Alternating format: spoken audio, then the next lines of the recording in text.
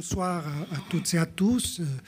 J'ai le plaisir de vous donner la bienvenue au nom du président de l'école qui est actuellement retenu en conseil scientifique et va nous rejoindre dès que possible.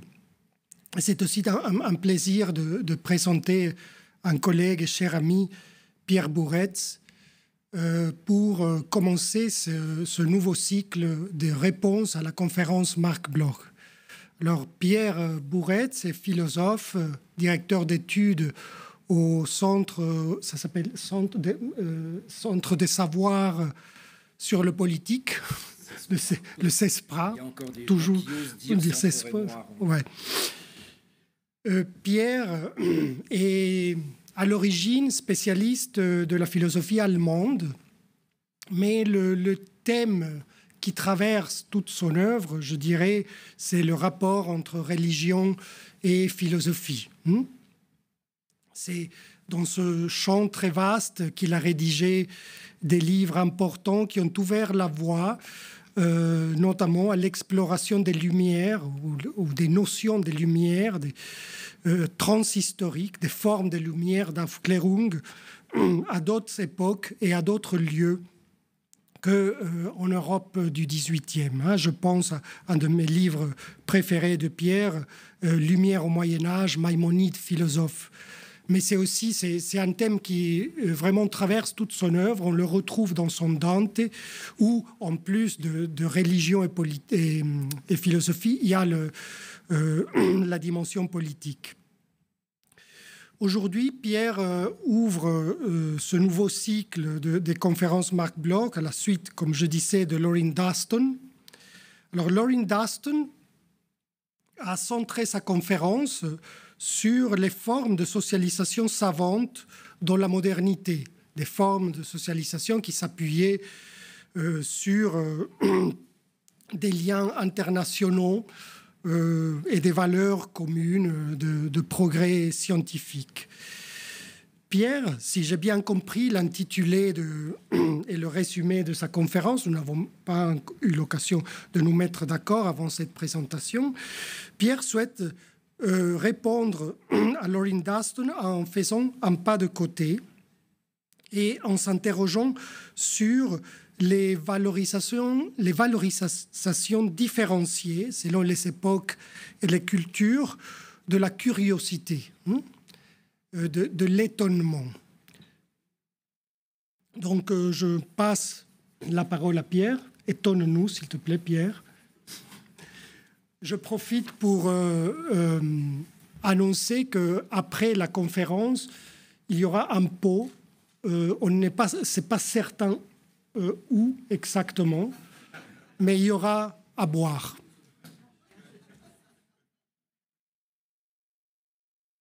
Je ne vais pas dire une chose vulgaire qui serait que je vais essayer de vous donner à manger avant, mais merci, merci Léopoldo. Alors, lorsqu'il y a exactement un an, la présidence de l'école avait annoncé que Lorin Duston prononcerait la 43e conférence Marc Bloch, j'avoue que je connaissais son nom, mais je ne l'avais pas lu. Un petit peu plus tard, Romain Huret m'avait proposé d'assurer une des 5 déclinaisons de cette conférence Marc Bloch, qui est une initiative de la présidence actuelle de l'école que j'aime beaucoup, qui est d'élargir un peu cet événement central de la vie de l'école en le déclinant en plusieurs reprises. Alors, quand, en tout cas, Romain m'a proposé ça, je me suis plongé dans un des livres de Lorin Duston. Le plus gros, mais écrit à 4 mains, avec Catherine Park. Peut-être celui qui ne retient plus le plus l'attention des historiens des sciences aujourd'hui. Dans une première réunion qu'on avait eue pour discuter de ça, Antonella Romano m'avait dit « c'est un livre daté bon. ». Mais en tout cas, un livre qui croisait un certain nombre de mes dossiers à partir d'une certaine époque. Ce livre, il s'appelle « Wonders and the Order of Nature ». Il est balisé très exactement dans son titre, la période 1150-1750. Alors, à partir d'un certain moment, ça croisait un certain nombre de mes dossiers. Et puis, au moment où il est apparu, au bout d'une petite négociation, que mon intervention serait la première, je me suis dit qu'au fond, c'était pas si mal, puisque ce cycle, il est intitulé « Les savoirs dans le temps, origine, transformation, accumulation ». Eh bien, puisqu'il en est ainsi, j'ouvrirai le bal avec le matin du monde de la philosophie, en tout cas de notre philosophie, celle qui est née dans un tout petit périmètre centré sur la Grèce, mais qui n'avait pas toujours oublié tout ce qu'elle devait à ce qu'elle appelait les peuples barbares. En préparant de cette conférence, j'avais un autre souci, qui était qu'en cette année de cinquantenaire de l'école, j'avais envie que soit présent au moins un des fondateurs. J'ai là encore eu de la chance parce qu'il se trouve que Lauren Daston et Katharina Park ouvrent leur enquête, ou presque, en s'appuyant sur celui-là même qui a signé le décret d'émancipation de l'école en 1975, Jacques Le Goff. Elles empruntent à Jacques Le Goff quelques mots en latin d'un quasi-inconnu, qui par ailleurs a une biographie tout à fait passionnante, mais qui s'appelle Gervais de Tilbury, 1150-1226. Quelques mots donc que Jacques Le Goff traduisait de cette façon. Nous appelons merveille, mirabilia, les phénomènes qui échappent à notre compréhension, bien qu'ils soient naturels. Alors voilà, les wonders de Daston and Park étaient donc les mirabilia des latins de l'Antiquité, et de ceux qui, pendant des siècles, continueront de penser que la langue de Cicéron, de Virgile, mais aussi de Saint-Augustin, était la langue de la culture. Alors ce mot, mirabilia, ne fait pas partie des intraduisibles. Il est même, au fond, passé dans toutes les langues romanes, meraglivia en italien, par exemple. Alors il se trouve que l'anglais, lui, désigne les mêmes choses, d'où le titre en anglais du livre de Daston and Park. Il désigne la même chose à partir d'un mot qui, lui, est d'origine germanique, Wunder. J'aurais eu une occasion de l'utiliser. Ce qui n'empêcherait d'ailleurs pas Hobbes d'utiliser admiratio pour désigner la joie qui vient quand on aperçoit du nouveau et faire de cela le propre de l'homme, pour autant qu'elle excite l'appétit de connaître la cause. Début du livre 1, chapitre 6 du Léviathan, où Hobbes utilise admiration en anglais et admiratio, donc même racine que mirabilia en latin. Alors, pour entrer dans mon dossier de ce soir, il faut pourtant que je parle un peu grec, parce que l'idée que je voudrais vous présenter, et au fond l'idée que j'ai envie de défendre, a été formulée pour la première fois par Platon. Il est tout à fait d'un philosophe, ce sentiment, Thomas Zane, s'étonner. La philosophie n'a pas d'autre origine. Elle est passée directement chez Aristote, premier livre de la métaphysique. C'est l'étonnement, Thomas Zane à nouveau, il faudrait mieux traduire, c'est le fait de s'étonner, qui poussa, comme aujourd'hui, les premiers penseurs aux spéculations philosophiques. La métaphysique d'Aristote, elle s'ouvrait quelques pages plus haut par cette proposition: tous les hommes désirent naturellement savoir. Et puis la suite du propos que je viens de citer, directement repris de Platon, esquissait presque déjà les linéaments d'une histoire. Au début, leur étonnement porta sur les difficultés qui se présentent les premières à l'esprit. Puis, s'avançant ainsi peu à peu, ils étendirent leur exploration à des problèmes plus importants, tels que les phénomènes de la Lune, ceux du Soleil et des étoiles, enfin la genèse de l'univers. Et puis venait encore, toujours dans le même passage, quelque chose qui ressemblait à une espèce de phénoménologie du savoir comme expérience, pas du savoir comme quelque chose d'acquis, mais du savoir comme expérience, apercevoir une difficulté, une aporia, s'étonner, c'est reconnaître sa propre ignorance. C'est pourquoi, ça pourrait se commenter longuement, même l'amour des mythes, Philomutos, est en quelque manière amour de la sagesse, philosophos, car le mythe est un assemblage de merveilleux. Alors on pourrait presque se dire que tout est là. Tout était déjà là, au moins pour ce qui concerne le monde naturel. L'universalité d'un désir de le connaître, l'origine et le ressort de cette activité de la connaissance, et donc le caractère presque naturellement cumulatif du savoir, ce d'autant que dans un de ses petits textes naturalistes, Aristote disait encore « Ce serait une vraie puérilité que de reculer devant les êtres les plus infimes, car dans toutes les œuvres de la nature, il y a de la place pour le thomaston, pour l'étonnement, pour l'admiration. » En même temps, on sait bien que ces apories, fruits de l'étonnement, objets du désir de connaître, créeraient un nombre infini de difficultés, pour n'en prendre que deux. Pour ce qui concerne les choses du ciel, une ambiguïté persisterait jusqu'à l'aube des temps modernes et même au-delà, dans le printemps des temps modernes, quant à ce qui distingue l'astronomie de l'astrologie. Certains auteurs grecs prudents, pour parler d'astronomie, utilisaient mathématiques pour éviter la confusion ou la proximité entre les deux termes astronomie et astrologie. En tout cas, ça a été débattu dans un échange entre Porphyre et Jamblique dans la génération des successeurs de Plotin. Ça m'a beaucoup intéressé.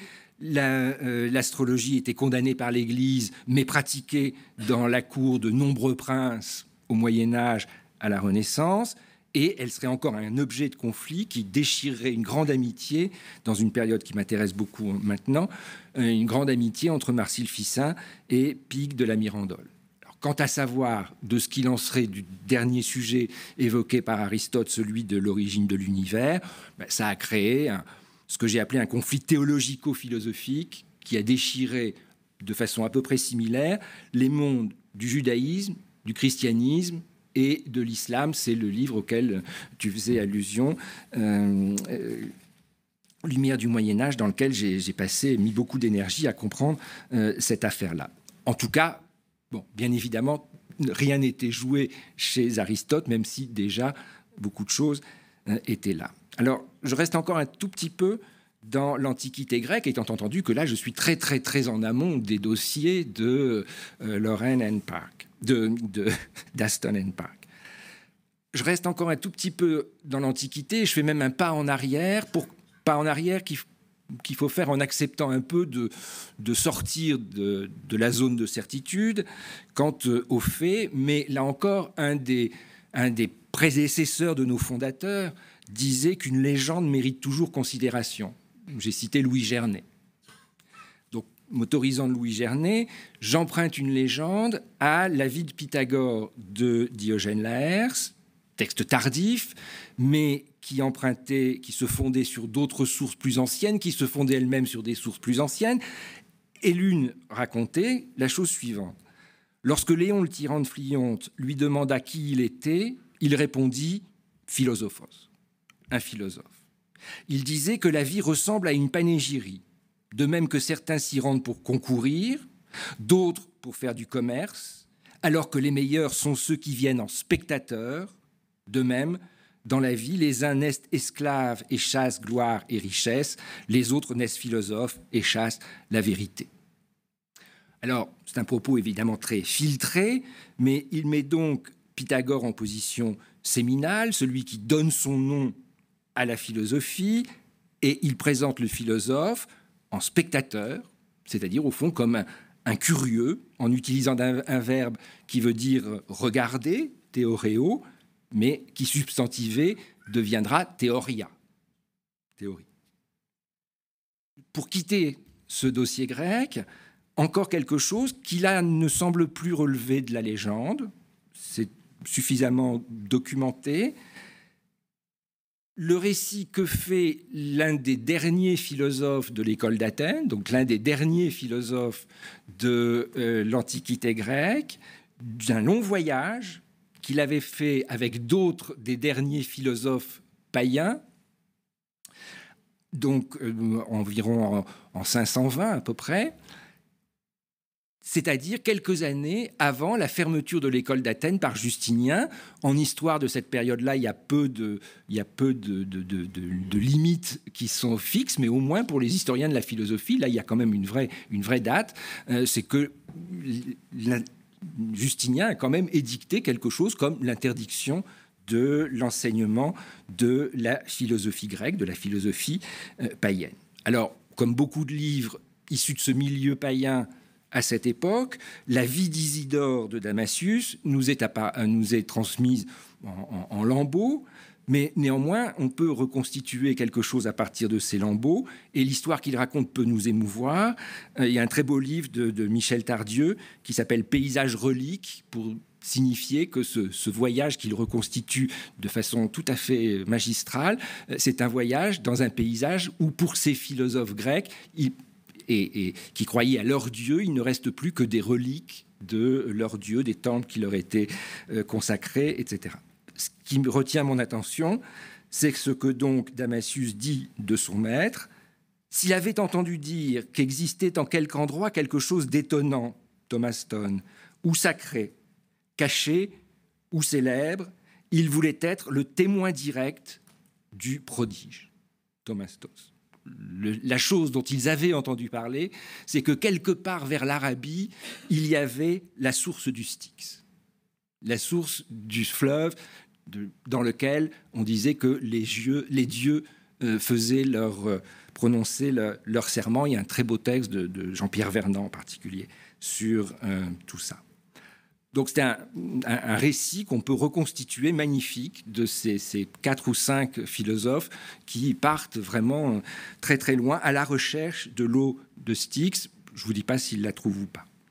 J'ajoute un point important, c'est que Damasius, son maître Isidore, étaient des élèves de Proclus, et ils n'avaient pas oublié ce que l'on disait en leur temps de Pythagore, c'est-à-dire qu'il devait l'essentiel de sa sagesse à ses propres voyages chez les peuples barbares.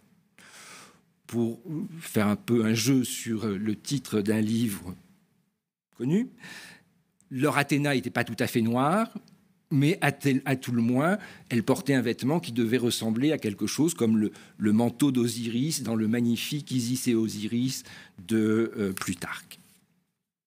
Alors, je n'ai pas beaucoup de temps pour séjourner un moment chez les Romains. Et je vais m'en tenir à essayer de construire juste une antinomie qui va traverser pendant plus d'une dizaine de siècles le monde chrétien. Alors voici Cicéron, dont vous allez reconnaître qu'il paraphrase simplement l'incipit de la métaphysique d'Aristote. C'est au début de son Déophikis. Parmi les traits distinctifs de la nature de l'homme, l'un des plus saillants est la recherche et la poursuite de la vérité. Alors Cicéron sera la figure tutélaire des humanistes de la Renaissance, et là, dans ce passage, dans la suite de ce passage, il avait pris une option sur alors un débat qui déchirerait les philosophes au-delà encore de la Renaissance, qui est qu'est-ce qu'il faut faire avec cette recherche de la vérité. Aussi, dès que nous sommes libres des soins ordinaires de la vie, nous éprouvons le désir de voir, d'entendre et de nous instruire. Nous regardons la connaissance des secrets et des admirabilium, donc des merveilles de la nature, comme nécessaires au bonheur. Pour Cicéron, donc, les mirabilia, admirabilia étaient réservés au temps de l'otium, au temps du loisir, c'est-à-dire le temps qui restait une fois qu'on s'était acquitté de ces tâches dévouées à la cité, à la vie civique. Alors ça, là-dessus, ça va discuter pendant des siècles pour savoir si c'est ça, s'il faut préférer la vie active, la vie contemplative.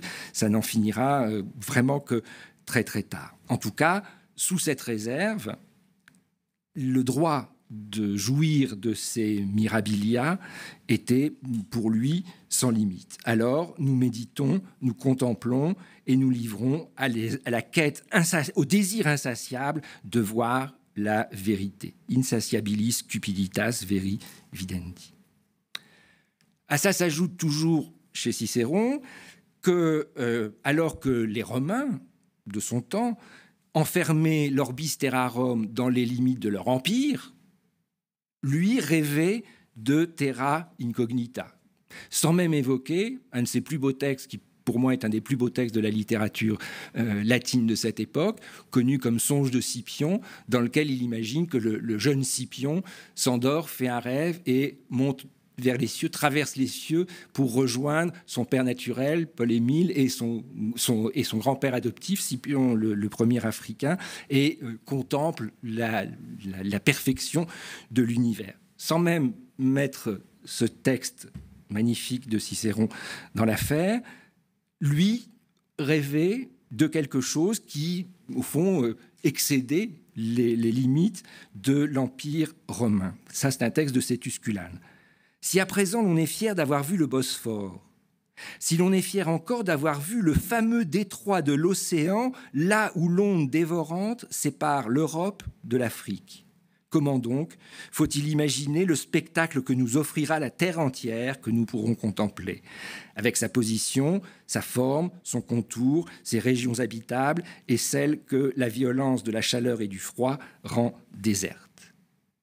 Alors, retenons cette image du fameux détroit séparant l'Europe de l'Afrique. Vous allez la voir revenir jusqu'au bout de mon exposé. Retenons-la pour l'instant parce qu'on la retrouve sous la plume d'un poète que vous allez reconnaître, qui n'écrit pas en latin, mais qui nous raconte, ou plutôt qui laissait dans sa fiction poétique Ulysse raconter son dernier voyage, un voyage qu'Homère, dit au passage, n'avait pas imaginé. Je cite ce poète. « Je vis l'une et l'autre des rives jusqu'à l'Espagne, jusqu'au Maroc et à l'île des Sardes, et aux autres que cette mer baigne tout autour. Mes compagnons et moi étions vieux et lents lorsque nous âmes à ce passage étroit où Hercule posa ses signaux, afin que l'homme n'allât pas più oltre, en italien. Ce serait une traduction de plus ultra du latin. Afin donc que l'homme n'allât pas au-delà, je laissai Séville à main droite, à main gauche j'avais déjà passé Ceuta. J'en dis pas davantage, mais j'y reviendrai. Parce que je veux continuer de construire cette grande antinomie qui informera un Moyen-Âge d'une longueur considérable, même si, probablement pas tout à fait aussi grande que le voulait Jacques Le Goff, à qui je ne pardonne toujours pas d'avoir écrit qu'il fallait faire sauter le bouchon de la Renaissance. Mais enfin, ça, ce n'est pas mon problème de ce soir. Pour ce faire, il faut que je m'arrête sur un auteur qui s'oppose à Cicéron, pas seulement comme un chrétien à un païen. Au livre 21 de sa Civitas Dei, de sa Cité de Dieu, Augustin affirme que les merveilles que l'on attribue à des mains humaines sont en réalité l'œuvre des démons. Il a pourtant à justifier dans un livre de la Civitas Dei, qui est un livre sur les peines de l'enfer. Il a pourtant à justifier l'existence de phénomènes qui visiblement s'opèrent contre la nature. En particulier s'agissant de la question de ce livre 21, il a à expliquer comment il se peut que dans l'enfer, une chair brûle sans se consumer et souffre sans en mourir. Pas facile à expliquer. Donc l'effort de ce livre, qui n'élude pas l'étonnement, qui en donne des exemples, qui dit que tous ces objets d'étonnement, on les appelle des monstra, des ostenda, des portenta ou encore des prodigia. Tout l'effort de ce livre est donc d'essayer de réorienter le sentiment d'admiration au bénéfice exclusif du créateur et de ses œuvres. Mais ce n'est pas ce texte-là, je crois, qui devait faire obstacle pendant très très longtemps, obstacle, ou en tout cas une très sérieuse entrave, à l'exercice de la curiosité des choses de la nature dans le monde chrétien. Et j'en ai une preuve, en quelque sorte, expérimentale, en tout cas si j'en crois l'auteur qui va me la fournir. 26 avril 1336, la nuit tombée, Pétrarque raconte dans une lettre à un de ses amis, la familière 4.1, la journée qu'il vient de passer. il raconte que, poussé par la cupiditas de visiter un lieu renommé pour son altitude, il avait décidé d'escalader la plus haute montagne de la Provence où il vivait à ce moment-là et où il avait passé son enfance. Alors l'ascension du mont Ventoux, puisqu'il s'agit de lui, avait été harassante. Le récit qu'en donne Pétrarque, c'est pas tout à fait Indiana Jones, mais pas loin. Il raconte une ascension absolument épouvantable, donc à la fin du printemps, mais parvenu au sommet, il avait eu l'occasion d'admirer, mirror, le terme qu'il utilise en latin, puisque bien sûr lui écrit en latin, un spectacle grandiose, les nuages sous ses pieds, les Alpes enneigées, l'Italie encore derrière. Et puis alors il y a quelque chose, c'est à n'y pas croire quand même, Pétrarque avait ce jour-là dans son sac une minuscule copie des Confessions qui lui avait été offerte par l'ami auquel il écrit. Et donc il raconte que pendant qu'il s'adonnait à la contemplation de ces merveilles, il avait ouvert au hasard ce manuscrit, parce que c'est un manuscrit évidemment, des Confessions, et qu'il avait lu ceci. Dire que les hommes s'en vont admirer les cimes des montagnes, les vagues énormes de la mer, le large cours des fleuves, les plages sinueuses de l'océan, les révolutions des astres, et qu'ils ne font même pas attention à eux-mêmes. Augustin, donc Confessions 10, 8, 15. Voilà pourquoi je dis, j'ai un peu une preuve expérimentale, à condition d'accepter les conditions de l'expérience, à condition de croire Pétrarque. Il ne faut quand même pas oublier qu'à l'époque, un manuscrit des Confessions minuscules, ça prend quand même une grande place. Il faut attendre un bon siècle pour qu'un imprimeur vénitien génial appelé Ald Manouche invente quelque chose qui ressemblera déjà au livre de poche, c'est-à-dire vraiment des petits formats de cette taille qui font qu'on peut croire, en revanche, sans hésiter, Machiavel, quand dans une magnifique lettre très connue, il raconte que tous les jours, il va se promener en emmenant dans son sac 1 ou 2 volumes, un Dante, un Pétrarque, un Tite-Live, etc. Et puis que quand le soir est venu, il rentre chez lui, il enlève ses habits de campagne, il se vêt de beaux vêtements pour commencer son entretien avec les grands anciens qui viennent le visiter. Bon, peu importe, si non est vero, c'est bien trouvé, en tout cas pour prouver que ce témoignage tardif, très tardif, de Pétrarque confirme le fait que les livres 5 et 10 des Confessions d'Augustin avaient fait pour très très longtemps entrer la curiosité dans ce que Hans Blumenberg appelle le catalogue des hérésies. Livre 5, donc des Confessions, le plaisir recherche le beau, l'harmonieux, le suave, le savoureux et le moelleux, tandis que la curiosité recherche aussi leur contraire pour en faire l'essai. Non qu'elle veuille s'exposer à des désagréments, mais par passion, par libido, d'expérimenter et de connaître.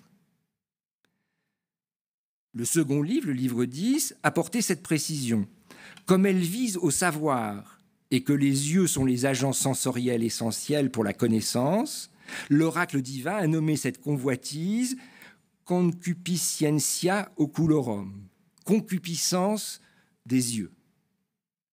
Donc on voit qu'avec ces deux passages, et puis ce qui les entoure, mais en tout cas ces deux moments des Confessions, livre 5 et livre 10, Augustin ne condamnait pas seulement ce qu'il appelait l'impia superbia, la superbe impie des savants qui se vantent d'être capables de compter les grains de sable sur une plage, de dénombrer les étoiles, de prévoir les éclipses de la Lune et même parfois d'y arriver. Il va plus loin que ça. Il remet en cause ce qu'il appelle la libido d'expérimenter et de connaître. Autant dire qu'il mettait en cause ce qu'Aristote disait être le propre de l'homme. Ce serait un héritage lourd à porter pour ses successeurs. Plus tard, au Moyen-Âge, sauf à considérer, comme le font parfois les anglo-saxons, qu'Augustin, c'est déjà un early un début de Moyen-Âge, ce qui n'est pas mon cas, mais enfin, en tout cas, c'est un héritage qui serait très, très lourd à porter dans le monde chrétien. Alors, on sait déjà, puisque j'ai commencé par cela, qu'à l'instar de Gervais de Tilbury, donc, quelques médiévaux ne se priveraient pas d'admirer les mirabilia. Un des plus beaux chapitres du livre de Daston & Park documente ce qu'elles appellent une paradoxologie qui est construite à partir d'un catalogue de Pline l'Ancien, de l'histoire naturelle de Pline l'Ancien, inlassablement enrichi d'observations faites de près ou de loin de phénomènes étranges en tout genre. Voilà. Par exemple, dans le cas de Gervais de Tilbury, qui a vécu une grande partie de sa vie à Arles, eh bien, il décrit des phénomènes qui sont réputés s'être produits, être observables dans la région d'Arles. Pardon. Les phénomènes classiques, c'est l'Etna, c'est la salamandre, enfin, bon, il y a un catalogue qui enfle presque à l'infini. Daston & Park note aussi l'effort de quelqu'un qui s'appelait Adélard de Basse, dont le Floruit est vers 1116-1140, qui essayait de montrer que l'admiration, au fond, ça ne se distinguait pas vraiment de l'horreur. Et que dans une analyse des sentiments qui sont derrière l'admiration, eh bien, au fond, c'est les mêmes que ceux qui génèrent l'horreur ou l'effroi. Et puis surtout, elles indiquent l'immense embarras des commentateurs d'Aristote, parce qu'il y en a beaucoup dans le monde chrétien, où Aristote est traduit, ou a été traduit à partir des versions transmises en arabe. Énorme difficulté de ces commentateurs vis-à-vis de la première phrase de la métaphysique. Et elle souligne en particulier l'intransigeance d'Albert le Grand, qui lui dit non, on ne peut pas accepter cette idée. Sauf que le témoin attendu, l'autorité attendue dans cette époque, s'agissant de trancher cette question, c'est le disciple d'Albert le Grand, c'est-à-dire Thomas d'Aquin. Alors, pour ainsi dire, le Thomas de Daston & Park, pour ne pas oser dire le Thomas de Lorraine et Catherine, c'est celui de l'une des sommes dans lesquelles Thomas d'Aquin se faisait fort, au fond, de mettre au carré les choses de la philosophie et de la religion. C'est la somme contre les gentils. Dans cette somme contre les gentils, il écrit que le nom miracle suggère ce qui est par soi le comble de l'admiration, le comble de l'étonnement. Mais pour rendre raison de ces phénomènes étranges auxquels on donne le nom de mirabilia, il affirme que l'ordre inscrit par Dieu ne se manifeste pas partout selon ce qui est toujours le cas, mais seulement au travers de ce qui a coutume d'arriver fréquemment dans les choses. Cette distinction-là, elle a été très utile à un nombre infini de gens pour expliquer justement les phénomènes qui étaient dysfonctionnels par rapport à ce qu'on pensait être l'ordre de la nature. L'ordre de la nature, c'est pas tout à fait ce qui se produit toujours partout, mais c'est ce qui se produit le plus souvent, le plus régulièrement. Et puis, toujours dans cette somme contre les gentils, livre 3, paragraphe 101, Thomas ajoute que le pouvoir divin peut parfois faire quelque chose praeter naturae ordinem, en dehors ou à côté de l'ordre inscrit dans les choses naturelles. Alors, cette distinction entre les choses ou les phénomènes qui se produisent praeter naturae ordinem et ce qui serait vraiment contra naturam, elle permet à Thomas d'aller très loin. Elle lui permet de proposer une explication des miracles. Elle lui permet de se risquer même à expliquer d'où les arts de la magie tirent leur efficacité. Ce qui fait plus que laisser sous-entendre que malgré tout, il croit que les arts de la magie ont quelque chose d'une efficacité. Bon, pourtant, c'est pas chez elle, mais c'est chez Hans Blumenberg, dans ce monument qu'est la légitimité des temps modernes, que je trouve, sous la plume de Thomas, la façon la plus ingénieuse de traiter le problème de la curiosité. Alors ça se trouve cette fois dans un passage de la Somme théologique.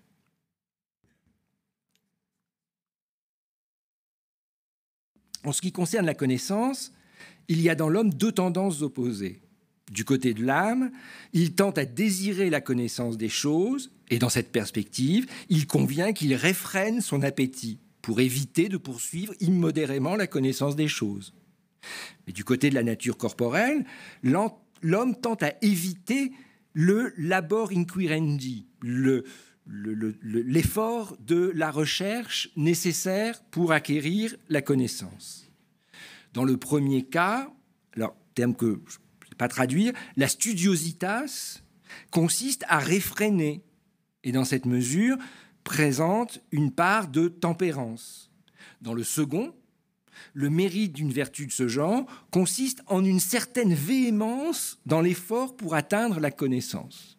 Vous imaginez bien que cette idée d'une véhémence dans l'effort pour atteindre la connaissance, Augustin n'aurait jamais utilisé une expression de ce genre. Et vous voyez toute la subtilité de cette distinction entre curiositas et studiositas.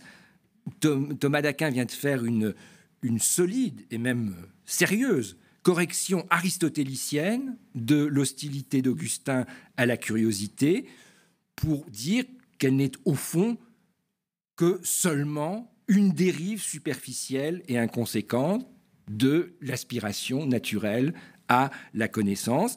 Au début de son propre commentaire de la métaphysique, il écrit « Omnia scientia bona est ». Toute science est bonne.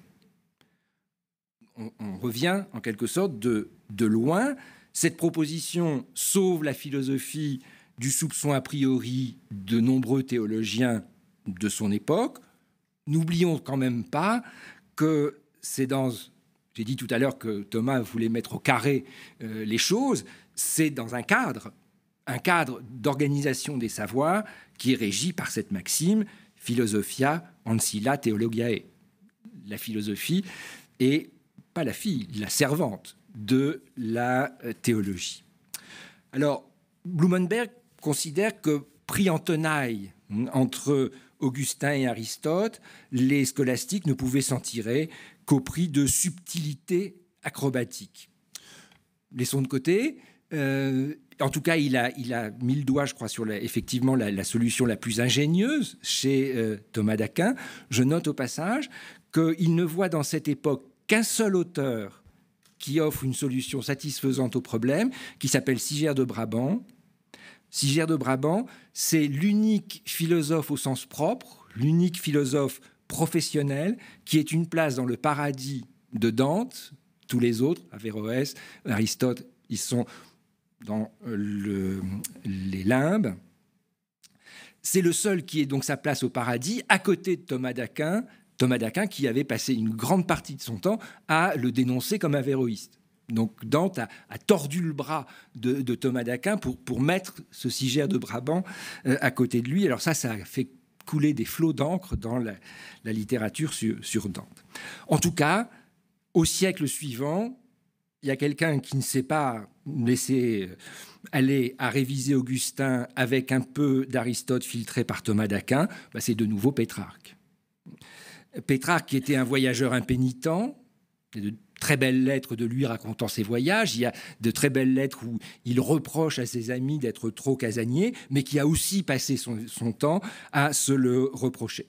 Et il y a une très belle lettre dans laquelle, là encore, il dit parler d'expérience et où il exprime ce reproche, ou en tout cas cette manière de se défier de son propre goût du voyage de façon hyperbolique. Alors, il y a une chose qui est certaine.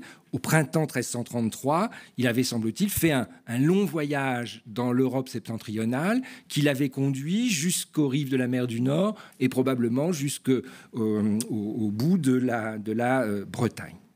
Mais il affirme que le but de ce voyage, c'était de découvrir ce qui représentait depuis des lustres le summum de la curiosité, la limite de la Terre que Virgile appelait l'ultima thyle. Alors, Pétrarque savait évidemment tout sur les endroits où les anciens avaient essayé de situer cette île de Thulé. Et il le savait, et dans la lettre, là, il ne peut pas s'empêcher de rappeler qu'il le savait. Mais surtout, il raconte que ayant vraiment décidé de poursuivre l'enquête littéraire par une enquête, une inquisitio sur le terrain, il avait finalement renoncé sans le moindre regret. Et il termine sa lettre en disant « S'il m'a été refusé d'explorer les recoins de la nature et d'en connaître les secrets, il me suffira de me connaître moi-même. » Il s'était bien souvenu de la fin du paragraphe des Confessions d'Augustin que j'ai cité tout à l'heure, mais que j'ai cité parce que c'est lui qui l'a cité. Alors, il y a une multitude d'autres indices de ce que Pétrarque s'était voulu dans son époque, le meilleur disciple d'Augustin sur tous les sujets. Un texte extraordinaire de lui qui s'appelle « Mon secret », qui est un dialogue entre lui et Augustin. C'est une merveille d'explication de ce que c'est qu'un surmoi intellectuel, religieux en l'occurrence, que ce texte. En tout cas, il est loin d'avoir convaincu l'ensemble de ses amis. Et ça, c'est Lauren Daston et Katharina Park qui en offrent une preuve en citant l'un des amis de Pétrarque qui s'appelait Giovanni Dondi et que l'on appelait Del Orologio parce qu'il était l'inventeur d'une immense, énorme horloge astronomique qu'on venait voir de l'Europe entière. Mais ce Giovanni Dondi était aussi médecin et il tirait cette conclusion de l'observation d'une source d'eau chaude située non loin de sa demeure à Padoue où il résidait et où il pratiquait et enseignait la médecine. J'ai appris les années passant et acquis d'une longue expérience qu'il n'est rien qui ne soit merveilleux et que le propos d'Aristote au premier livre de ses Parva Animalia était vrai, qu'il existe quelque chose de merveilleux dans tous les phénomènes naturels. Il écrit vers 1382, et Daston et Park l'affirment et elles ont raison, ce propos inaugure l'entrée des mirabilia dans la philosophie de la nature. Non seulement dans la philosophie de la nature, mais dans la pratique des sciences de la nature.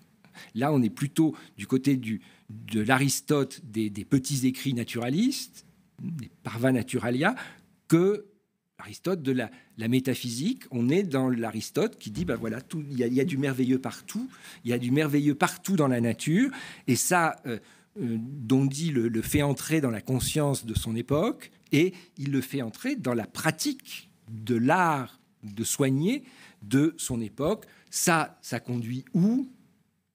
Ça conduit vers Marcille Ficin, ça conduit vers le De Vita de Marcille Ficin, ce texte qui a fait les délices des participants à mon séminaire l'année dernière, mais des délices empoisonnées, parce que c'est un texte d'une extraordinaire difficulté, texte donc rédigé à peu près un siècle plus tard, texte qui avait été exhumé par Erwin Panofsky et Fritz Salks dans la première version de Saturne et la mélancolie.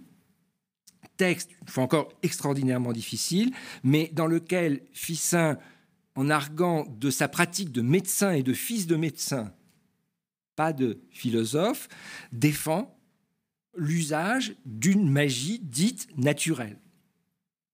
Dans les mêmes années, c'est-à-dire les deux dernières décennies du XVe siècle, Pic de la Mirandole affirmait que la magie naturelle est la partie la plus noble de la science naturelle. Et que cette magie, elle ne consiste en rien d'autre que marier le monde.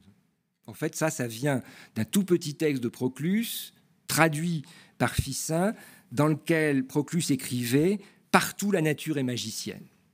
Donc là, il y a une magnifique construction qui s'élabore autour de cette idée « Partout la nature est magicienne ». Et la magie humaine, ça consiste à marier le monde. Dans un autre texte, dans sa théologie platonicienne, Ficin en vient presque, au fond, à renverser l'ordre des choses, puisque c'est à l'intelligence humaine qu'il prête, je cite, « un droit divin de former et de façonner la matière au moyen de l'art, mais aussi de transformer les espèces des êtres par son propre pouvoir. » Vous imaginez ça, hein, c'est écrit vers, je ne sais plus exactement la date, mais enfin c'est écrit vers 1480, quelque chose comme ça. Ficin donc explique que l'art, et là l'art, c'est bien l'art au sens des activités artistiques. L'art est une aemulatio Dei. L'idée commune de son temps, qui venait de Pline, c'est que l'art, c'est une aemulatio naturae, une imitation, une émulation de la nature. Non, Ficin va beaucoup plus loin, c'est une aemulatio Dei. Il y a quelqu'un qui a vu ça, c'est Léonard de Vinci. Bien vu cette affaire-là, qui lui a fait comprendre que justement, c'était plus qu'une imitation de la nature. Et Ficin, toujours dans ce livre 13 de la théologie platonicienne, précise que c'est cela qui provoque l'admiration. C'est cela qui véritablement provoque l'étonnement et l'admiration. C'est l'art humain capable de transformer les espèces des êtres par son propre pouvoir. Ça, en réalité, ça pousse à son extrême limite un propos d'Hermès Trismégiste dans un de ses prétendus textes qui avait toujours circulé en latin, alors que le reste était resté en grec et il fallait attendre Ficin pour que ça soit traduit, mais il y avait un texte de lui qui s'appelait l'Asclépius, qui avait toujours circulé en latin. Et dans ce texte, que, une fois encore, Augustin connaissait, qu'il détestait, qu'il dénonçait vigoureusement, Hermès écrivait « Magnum miraculum est homo », qu'on pourrait traduire par « l'homme est une grande merveille ». C'est ce texte dans lequel Hermès parle d'un homo fictor deorum, un homme qui fabrique des dieux. Vous imaginez bien comment ça pouvait non seulement empêcher de dormir Augustin, mais le mettre dans une rage folle. En tout cas, voilà à peu près où on en est dans les 3 dernières décennies du XVe siècle. Donc on pourrait presque se dire qu'avec Ficin, à peu près tous les verrous avaient sauté qui entravaient la curiosité pour les phénomènes de la nature. L'époque qui s'ouvrait dans les dernières années de sa vie était celle d'un inventaire du monde qui s'élargirait presque à l'infini avec ce qu'on appelle, sans quelques bonnes raisons, les grandes découvertes. C'est aussi l'époque où les demeures des princes se rempliraient d'un signe éclatant du droit à l'émerveillement qui sont ces Wunderkämmer, ces cabinets de merveilles, ces cabinets de curiosité qui assemblaient toutes sortes de choses étranges, des minéraux, des végétaux, des animaux, des objets en tout genre. C'est dans ces cabinets de curiosité que Christophe Pomian, dans le premier volume de sa somme sur l'histoire des musées, voit la préfiguration des musées modernes. Et puis, va sans dire que bientôt, Copernic, Galilée révolutionneraient la connaissance des choses du ciel, dans lequel Aristote voyait les objets ultimes de la faculté d'étonnement. Et donc, je pourrais presque m'arrêter là, disant que, voilà, fin de l'histoire. Eh bien non, parce que ce que j'ai envie de dire là, c'est qu'avec tout ça, on ne traitait toujours que du monde visible, que du monde des phénomènes, que du monde de ce qu'on appelait l'ici-bas. Et l'ici-bas, ça n'occupait pas tout l'imaginaire du Moyen-Âge. Ça n'occupait pas tout l'imaginaire des débuts de la Renaissance. Alors, il se trouve qu'il y a l'un de ceux dont j'ai cité le nom il y a un instant, qui avait compris qu'il fallait d'une certaine façon prendre au sérieux ce que le poète que j'ai cité tout à l'heure avait écrit sur l'autre monde, celui qu'on appelait l'au-delà, un monde qui était à l'évidence objet d'un désir de connaissance inavouable, mais qui était par nature soustrait au regard des vivants. Celui qui avait compris ça et qui pensait que dans cette fiction poétique, il y avait des choses à aller regarder de près, c'est Galilée. Galilée qui, en 1587, prononce 2 leçons sur la forme, le site et la grandeur de l'enfer de Dante.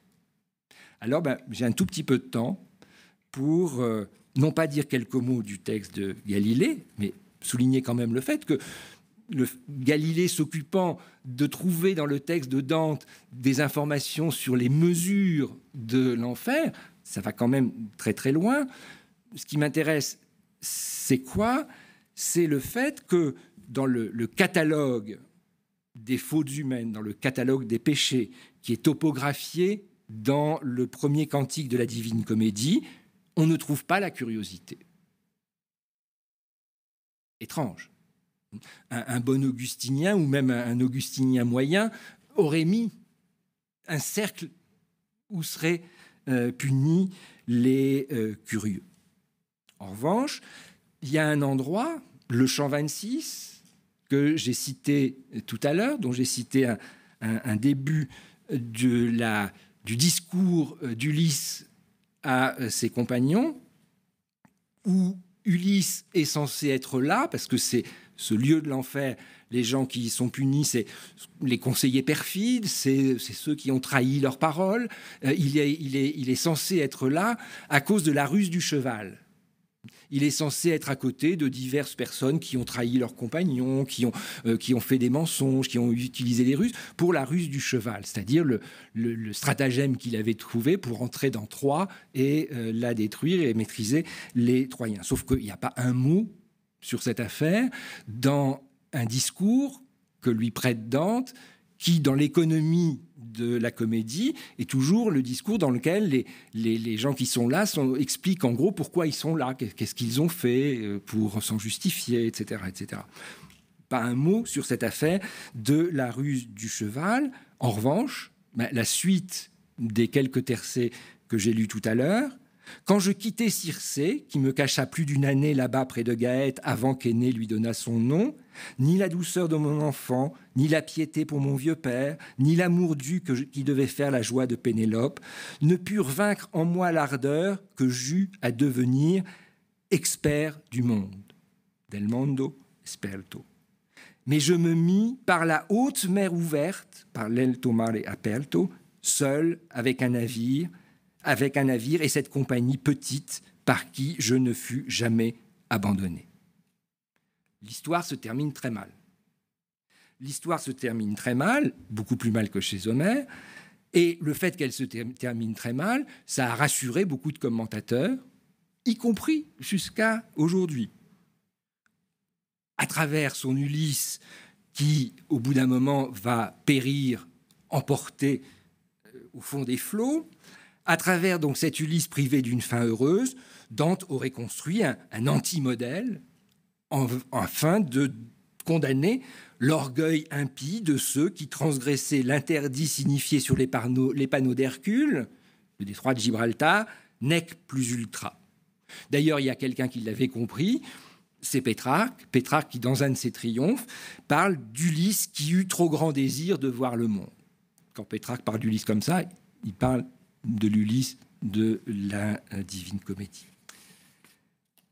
Alors, nonobstant beaucoup de commentaires, on peut quand même écouter Dante parler de lui-même et s'adresser à ses lecteurs très longtemps après avoir prêté à Ulysse le discours que je viens de citer en deux moments, c'est-à-dire au tout début du Paradis, au chant 2 du Paradis. Donc, vous vous souvenez, il a fait dire à Ulysse qu'il s'est mis per l'alto mare aperto afin de devenir del mondo esperto, et il écrit à propos de lui-même écrivant la comédie, « L'eau que je prends n'a jamais été parcourue ».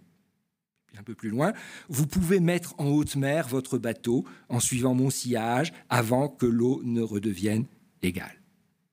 Autrement dit, à une quarantaine de chants de distance, le propos de l'auteur et le propos qu'il prêtait à son personnage sont parfaitement superposables, presque interchangeables. En sorte que mon idée, c'est que c'est un autoportrait que dessinait Dante au miroir de cet Ulysse auquel il prêtait une fin que n'avait pas imaginée Homère, un Ulysse, en tout cas, d'une curiosité sans mesure. Alors, quoi qu'il en soit, de mon interprétation de ces quelques vers de la comédie, dont vous pouvez penser qu'ils ont suscité une énorme littérature, dont des pages sublimes de Primo Levi.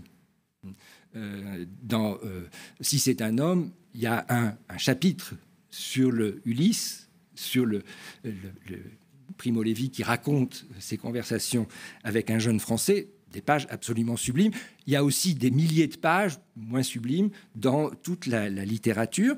Bon, que j'ai raison ou non en interprétant ces vers, il y a une chose malgré tout qu'on ne peut pas ne pas admettre, c'est que en écrivant la comédie, par le fait même d'écrire la comédie, Dante faisait preuve d'une démesure absolument extraordinaire. Dante écrivant la comédie, Dante racontant le voyage dans l'au-delà d'un vivant éveillé qui s'est donné pour guide un poète païen, Virgile, une simple mortelle, Béatrice, qui reviendra, qui met dans son enfer en particulier des personnages du monde terrestre, des personnages que tout le monde connaît, pas des figures mythologiques, pas des types abstraits, non, des personnages qui ont un nom, dont on connaît l'histoire. Certains ne sont même pas encore morts. Il y a là quelque chose d'inimaginable dans son époque. Personne avant lui n'avait osé, ne serait-ce qu'imaginer faire une chose pareille. Eh bien, je ne prétendrai pas qu'une fiction littéraire appartienne à la catégorie des événements qui fracturent l'histoire. Bon, il n'en reste pas moins que, me semble-t-il, celle-là parvenait à disjoindre, à faire bouger les cadres mentaux, les cadres intellectuels de son époque. C'est pour ça que je me suis autorisé à ce que la dernière phrase de mon Dante, ce soit qu'avec la comédie, en écrivant la comédie, il disait de facto adieu au Moyen-Âge. Et soit dit en passant, c'est le jour où j'ai compris, j'ai été au fond stupéfait de l'audace intellectuelle, de la démesure du projet de Dante dans son époque, que, saisi par l'étonnement, je me suis risqué à en parler. Alors, je vais terminer avec un dernier usage des signaux d'Hercule, de l'image des signaux d'Hercule, donc qu'on a rencontré chez Cicéron, puis chez Dante. Et elle va me permettre de conclure en revenant, alors là, vers l'époque où on sait que la modernité offre une sorte d'accomplissement à la curiosité dont Platon, Aristote faisaient le ressort de la philosophie. Ce dernier usage, c'est celui que fait Francis Bacon en la faisant imprimer en frontispice de son Novum Organum, publié à Londres en 1650. Alors c'est là le seul moment où je regrette de ne pas savoir faire projeter une image, donc je vous la décris. C'est une image dans laquelle il y a deux immenses colonnes qui occupent toute la partie droite et gauche de la gravure, et puis un océan avec des vagues qui sont entre eux, la tempête et le calme, une caravelle qui est encore entre les deux panneaux, et une autre qui déjà s'éloigne dans le lointain. Donc, 1650, l'image des panneaux d'Hercule, du détroit de Gibraltar, est utilisée encore une fois. Alors, Alexandre Coiré, qui est aussi dans les pères de nos pères, je suis désolé de dire toujours père, mais dans les fondateurs de l'école, ils étaient tous des hommes. Alexandre Coiré, donc, ne tenait pas en haute estime Francis Bacon. Il le décrit comme un amateur de science et pas un véritable savant. Peu importe. Ce qui est peut-être plus frappant aujourd'hui, c'est que, comme pour son contemporain Descartes, il a tout quand même pour être un anti-héros des penseurs de l'Anthropocène. Quand il écrit par exemple « Notre fondation a pour fin de connaître les causes et le mouvement secret des choses, de reculer les bornes de l'empire humain en vue de réaliser toutes les choses possibles. » Ou bien quand il dit dans le Novum Organum « Laissons le genre humain recouvrer ses droits sur la nature. » Droit dont l'a doué la munificence divine et qui, à ce titre, lui est acquis. On peut dire exactement la même chose de Descartes, l'homme maître et possesseur de la nature. Alors, je suis obligé d'aller vite. On pourrait verser à sa défense une très belle formule qui est un des aphorismes du Novum Organum, dans lequel il dit « Nature to be commanded must be obeyed ». Pour pouvoir commander à la nature, il faut lui obéir. Alors, est-ce que ça suffit pour que je lui donne le dernier mot? Ce dernier mot, ce serait celui-là, que j'emprunte à son De Dignitate et Augmentatio Scientiarum. Pourquoi faudrait-il que quelques auteurs reçus se dressent comme les colonnes d'Hercule, au-delà desquelles il serait interdit de naviguer et de faire des découvertes? J'ai envie de dire, oui, je lui laisse le dernier mot, en mettant une condition, ou plutôt deux. La première, c'est que cette proposition qui, dans son esprit, vaut pour les sciences de la nature, on l'admette pour les sciences des sociétés humaines. Et j'ai envie de dire, là je regarde Léopoldo, Pierre, aussi pour la science des textes, c'est-à-dire Tiphaine, c'est-à-dire pour l'herméneutique. À condition d'admettre ça aussi bien pour la nature que pour les sociétés humaines, que pour les textes, eh bien oui, je laisse le dernier mot à Francis Bacon. Pourquoi faudrait-il que quelques auteurs reçus se dressent comme les colonnes d'Hercule, au-delà desquelles il serait interdit de naviguer et de faire des découvertes?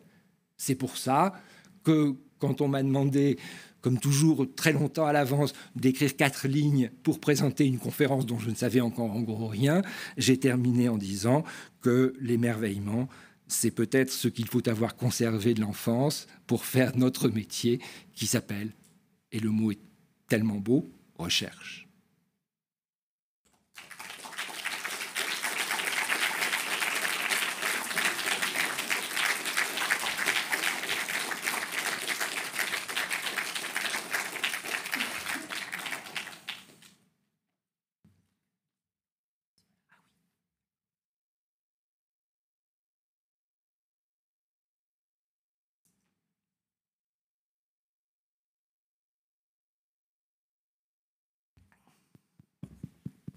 Merci Pierre, merci pour cette conférence qui nous rappelle que non seulement que toute objectivation de la nature n'est pas seulement un regard porté vers l'extérieur, mais aussi vers les textes passés qui le codifient et contre lequel chaque fois on s'inscrit.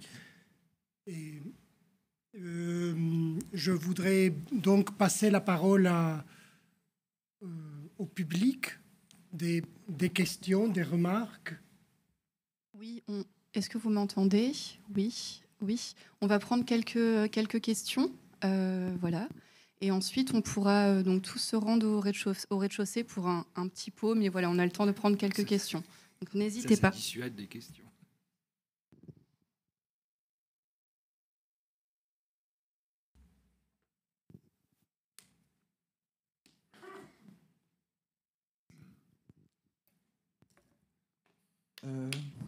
Excusez-moi. Dans la conférence, vous avez parlé à un moment de la rupture qu'a constitué la Divine Comédie de Dante, notamment, l'usage qui est fait d'auteurs, enfin d'auteurs ou de personnages célèbres morts. Et moi, je voulais savoir si ce que vous pensiez, par exemple, de l'œuvre de quelqu'un comme Lucien de Samosate, avec ses dialogues des morts, si on pouvait ou pas le considérer comme un précurseur en fait de la démarche de Dante, ou si au contraire, l'apport de Dante était incomparablement, différent à celui de Lucien. Ouais. C'est une merveilleuse question. Je dis pas merveilleuse au hasard. Hein. C'est-à-dire une question digne d'étonnement et de recherche. Pour répondre en un mot, Dante n'a pas inventé ce qu'on appelait les catabasis en grec. Dante n'a pas inventé les descentes aux enfers. Dante n'a pas inventé les personnages qui vont visiter l'Hadès et qui reviennent. Chant 6 de l'Énéide. Faut pas oublier malgré tout qu'il y a beaucoup de textes grecs qu'il ne connaissait pas. Mais l'Énéide suffisait. Dante n'a pas inventé tout ça. Dante a inventé une chose, en revanche, c'est le fait d'être lui-même le voyageur, d'être lui-même celui qui est descendu, qui a traversé et qui est revenu et qui raconte. Ça, personne ne l'avait fait avant lui. Dante a inventé aussi le fait que, alors là non plus comme acteur et narrateur, mais comme écrivain, il a inventé l'enfer. Il a inventé les peines de l'enfer, ce qu'il appelle le contrapasso, l'équivalence entre les fautes et leur châtiment. Personne ne lui a fourni les exemples. Il y a quelques exemples de ça qui sont sublimes d'intelligence. Pourquoi, par exemple, les personnes qui se sont suicidées sont devenues des graminées? Le cercle dans lequel il les rencontre, il ne voit que des graminées, que des plantes. Et on lui explique, parce que tout simplement, il y a dans l'homme une âme végétative et une âme intellective. L'homme peut détruire de sa propre main son âme intellective, mais l'âme végétative, elle est indestructible. Ils sont là, ils sont simplement transformés en graminées. J'en prends un, il y en a une dizaine d'autres qui sont absolument magnifiques de subtilité spéculative. Dante a aussi inventé ça. Et puis il y a la troisième chose qui est absolument étonnante, c'est le fait qu'il choisit de peupler son enfer, non pas de personnages mythologiques, il y en avait des centaines, non pas de figures abstraites, de figura, mais de personnages concrets, historiques, dont ses contemporains connaissaient l'histoire. Il y en a même un ou deux, alors c'est vraiment ceux qui détestaient le plus, en particulier ses ennemis politiques dans ses combats dans le monde de la politique florentine, qui ne sont pas encore morts et à qui il prédit l'enfer. Il envoie des papes en enfer. Il y a un lieu de l'enfer où les papes sont précipités les uns après les autres dans la boue, et celui qui arrive pousse les prédécesseurs plus au fond.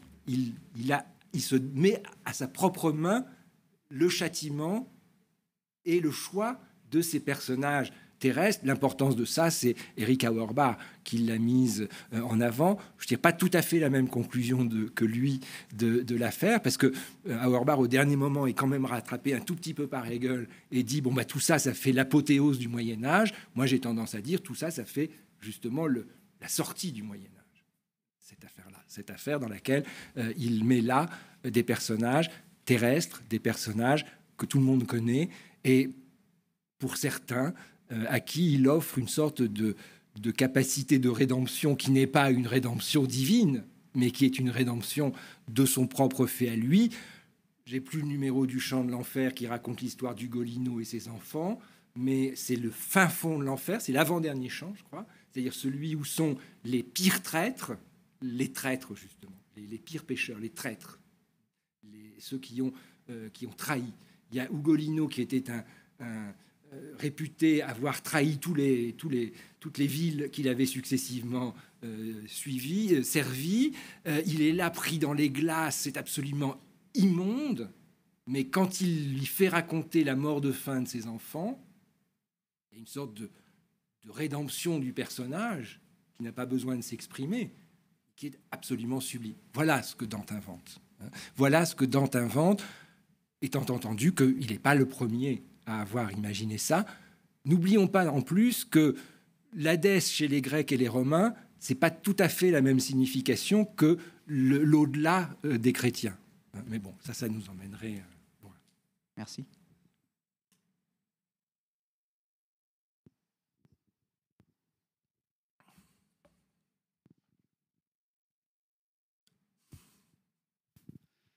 Bonjour. Je dois avouer que je m'attendais à une mention à la chanson de Prévert et au film Les Visiteurs du Soir. Et ça pour dire que je voulais vous demander s'il y a une admiratio, bien sûr, par rapport à ce que l'être humain peut a des ressemblances avec les divins, l'art de l'être humain, mais aussi s'il y a une admiratio par rapport à ce qui est aberrant, ce qui est, disons, la dimension esthétique de l'horreur. Parce que le titre de votre conférence me faisait penser à cette scène du film Le Visiteur du soir, où la chanson est chantée, et qu'il y a des êtres humains aberrants, monstrueux. Donc, s'il y a une dimension de l'admiratio par rapport à cette...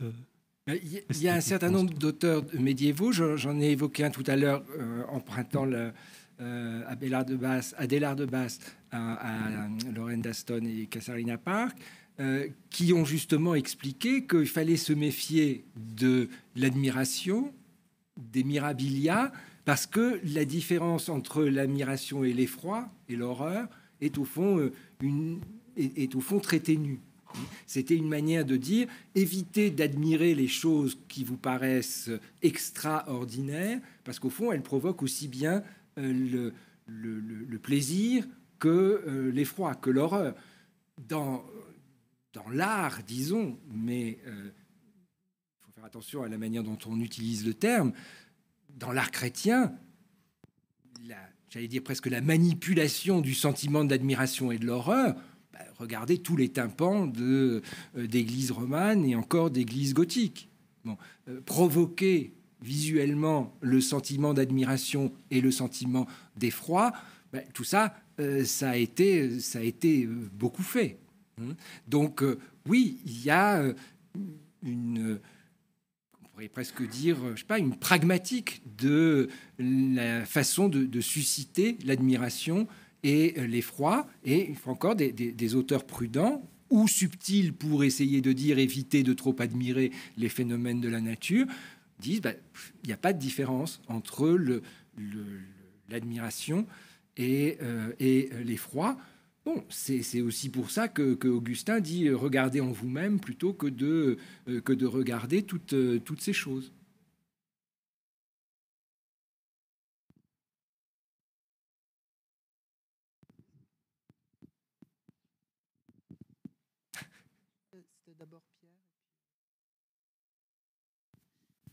Oui, merci Pierre. C'est vrai, les colonnes d'Hercule, mais si Hercule les a posées, c'est qu'il est allé plus loin. Donc il est allé dans l'océan. De même, Ulysse dans Homère est allé à traverser l'océan et il a trouvé les enfers, justement. Alors et ce qui est important, c'est le retour. C'est-à-dire le fait d'être allé plus loin a changé complètement leur connaissance du monde soi-disant connu, du monde que l'on pensait limité. Donc le passage de la limite crée de l'illimité à l'intérieur même du monde qui est à réexaminer plein de fois. Alors, je voulais te demander, puisque tu as fini sur l'herméneutique, mais il y a aussi les autres sciences quand même qui existent, même à l'école, quoi, je veux dire. Donc, c'est que ce serait quoi pour toi les colonnes d'Hercule qui sont là comme des marques qu'il ne faudrait pas dépasser, et justement tu plaides pour les dépasser avec retour, j'imagine. Donc, au-delà du mythe des colonnes d'Hercule ou de la géographie, ce serait quoi dans nos sciences? Est-ce que ce serait l'idée qu'il y a de l'inconditionné, qu'il y a quelque chose qui est donné, et qu'il faut partir de ce donné, on ne peut pas aller au-delà, et que tout ce qu'on peut faire scientifiquement serait une espèce de déclinaison de ce donné, et aussi bien dans la science des textes, à partir de quelque chose qui est pensé comme un substrat indépassable. Et parce que ça, on a ça dans énormément de types de lectures qui reviennent qui arrivent à de l'inconditionné, et qui après montrent que c'est effectivement, ce n'est que dépendant de cela, que ce soit la langue, la société, enfin tout ce qu'on veut. Je veux dire, est-ce que c'est cela pour toi, les colonnes d'Hercule, qu'il faut à la fois dépasser pour revenir? C'est une question, comme on dit dans les bons films policiers français des années 50, faites monter de la bière et des sandwichs, parce qu'on va passer la nuit. Donc, en essayant juste non pas de répondre, mais de dire quelques mots autour de cette question qui est magnifique. J'ai presque envie de dire, bon, au fond, dans la science des textes, c'est pas grave.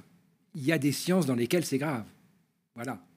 Il y a des sciences dans lesquelles c'est grave. Tout à l'heure, j'ai dit, je donne le dernier mot à Bacon, à condition qu'on nous donne le dernier mot, que la même proposition vaille pour les sciences de la société, les sciences humaines et la science des textes. Bon. Donc, j'ai compris, ça veut dire... foutez-nous la paix. Laissez-nous continuer d'exercer cet exercice d'admiration qu'est la recherche. Il y a des sciences dans lesquelles la vraie question se pose. C'est celles dans lesquelles il y a le post-humanisme. C'est celles dans lesquelles le fait de trace humanar, ça c'est un terme de Dante, dépasser l'humain, ça c'est Dante qui écrit ça au début du Paradis, ça peut devenir quelque chose de vrai. Alors là, oui, là il y a probablement à mettre du nec plus ultra. L'intelligence artificielle, c'est un peu une des questions qu'on commence à se poser. À partir de quel moment mon collègue Camille Roth, notre collègue Camille Roth m'avait invité il y a un mois à discuter dans le séminaire autour de l'intelligence artificielle. C'est un peu autour de ça que tournent les vraies questions autour de ça. Bon, il avait un invité qui avait écrit un livre dans lequel il utilisait un peu toutes les affaires autour justement de la magie, l'astrologie de mon livre sur la fin de l'Antiquité philosophique, Hermès Trismégiste, le golem, etc., en disant au fond l'intelligence artificielle c'est ça, c'est un vieux fond imaginaire de l'humanité. Il y a ça dans les textes de la mystique juive, il y a ça dans toute une littérature. Il y a un moment où on se dit, est-ce que dans cette affaire-là, il n'y a pas aussi des colonnes à rétablir? Il n'y a pas un nec plus ultra? Bon, voilà, je ne peux pas développer plus là, peut-être maintenant. Oui, Pierre, merci beaucoup pour ta conférence. Tu imagines bien à quel point tu me parlais pour avoir travaillé longtemps sur la magie et ton début avec l'évocation de l'émerveillement ou de se faire étonner par Platon me paraît tellement entrer en résonance avec ce que tu as rappelé sur l'ars imitatio Dei, parce que il y a quelque chose de l'expérience aussi du divin dans le Tauma et que Platon ne l'oublie pas au fond. Donc ça c'est un point je pense qui traverse aussi ta conférence et du coup, même pour reprendre un peu la question de Pierre, je me disais, mais est-ce que tu proposes au fond, parmi ces colonnes à dépasser, de choisir, voilà, d'aller au-delà de la Vulgate weberienne de l'Ensauberung. Donc, le réenchantement, pour répondre un peu le travail de Salins, c'est ça aussi, c'est-à-dire avoir cette capacité de replacer le rapport à l'invisible suivant des termes qui sont pas toujours ceux que la modernité s'est imaginé. Je pourrais presque répondre que lutter contre l'idée du désenchantement du monde, au fond, c'est mon problème depuis mon premier livre. C'est mon problème depuis l'épilogue de mon livre sur Max Weber.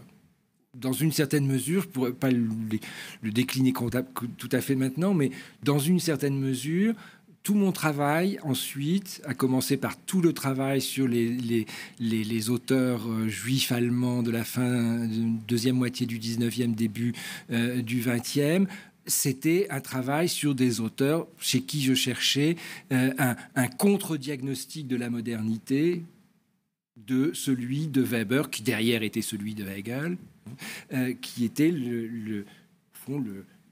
l'histoire a accompli son cycle, préface de la philosophie du droit de Hegel, etc. Au fond, tout mon travail depuis a consisté à prendre cette question un peu par tous les bouts. Et puis il y a des choses qui en sortent quand même, mais malgré tout, c'est effectivement un fil conducteur de ne pas laisser le dernier mot justement aux gens qui nous disent, c'est vrai de Hegel, c'est vrai de Weber, au fond il n'y a plus rien à faire d'autre que d'écrire, au fait d'écrire les choses, mais rien de plus. Voilà. Et la question, ça va aussi en matière d'éthique, ça va aussi en matière de plein de choses. Et là encore, c'est le viatique pour ça, c'est la faculté de s'étonner. C'est la faculté d'être surpris, émerveillé, pouvant vouloir dire être effrayé aussi. Hein, justement, c'est vrai qu'il y a le sentiment de l'effroi et le sentiment de l'admiration sont très proches l'un de l'autre et peuvent même se superposer. Bon, c'est pour ça que je pense que fondamentalement, notre métier, c'est d'être un peu resté des enfants qui ont cette faculté d'émerveillement. C'est pour ça que moi je me réjouis tous les jours de venir à l'école. Ça a l'air de rien, mais tous les matins nous venons à l'école. Ça dit quelque chose quand même, ça. Si vous voulez que je sorte vraiment ma carte maîtresse, j'ai pas le texte sous la main, mais enfin ma carte maîtresse sur ça, c'est une merveilleuse lettre de André Lwolf, prix Nobel de médecine 1955 ou quelque chose comme ça, à Claude Simon, quand Claude Simon reçoit le prix Nobel. Et il écrit une lettre que cite Claude Simon dans son discours de réception du Nobel, où il dit, je paraphrase de mémoire, les savants sont comme des enfants. Ils aiment à être récompensés.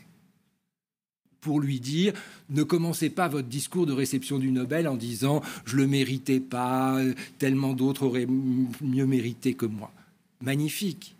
Un prix Nobel de médecine qui dit « les savants sont comme des enfants ». Ben moi, je pense que fondamentalement, nous sommes restés des enfants. C'est cette capacité-là qu'il nous faut conserver. Je le dis en me tournant vers celles et ceux qui commence de faire ce métier. Une fois encore, la recherche. Là aussi, c'est un mot qui veut dire quelque chose quand même. Nous sommes des chercheurs, nous cherchons des choses. Et pour chercher des choses, bah oui, il ne faut pas se laisser imposer tout ce qu'on va dire par, je ne sais plus exactement la formule qu'utilise Bacon, mais par voilà, des autorités qui nous disent voilà ce qu'il faut penser. Sinon, bon, alors maintenant, une fois qu'on a dit ça, bah, tout l'art d'exister dans un champ savant, c'est d'avoir suffisamment d'idées originales pour exister, et puis ne pas penser qu'on déboulonne des idoles tous les matins. Bon.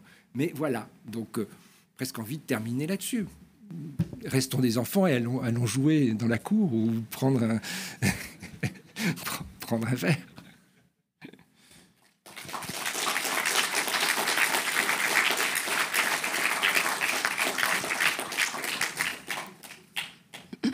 Merci beaucoup, Pierre. Merci à tous pour votre présence. Et donc, la prochaine conférence se tiendra le 18 février, ici même, avec Tiffaine Samoyau, à 17h30.